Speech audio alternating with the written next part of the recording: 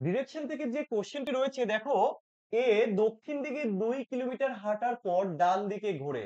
তো আগে আমি ডিরেকশনটাকে ইন্ডিকেট করে রাখি। তাহলে এটা হলো আমাদের পূর্ব দিক, ইস্ট, এটা হচ্ছে ওয়েস্ট, এটা হচ্ছে নর্থ, এটা হচ্ছে সাউথ। আমি ৪ টে দিক বললাম। এবার কি বলা হচ্ছে, এ দক্ষিণ দিকে 2 কিলোমিটার হাঁটলো।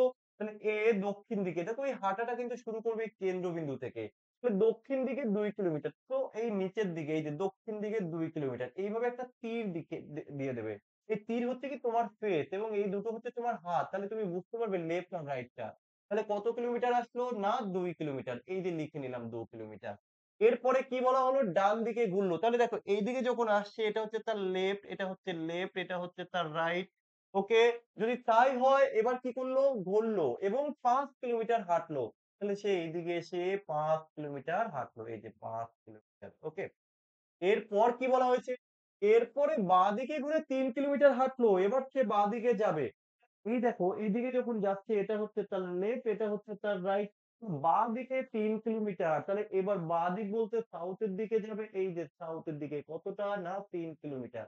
এই লিখে দিলাম আমি 3 কিলোমিটার। এরপর কি বলা হয়েছে দেখবো, পুনরায় বাঁ দিকে ঘুরে এবং 5 কিলোমিটার হাঁটে। তাহলে যখন নিচের দিকে যাচ্ছে, এটা হচ্ছে তার লেফট, এটা হচ্ছে তার রাইট।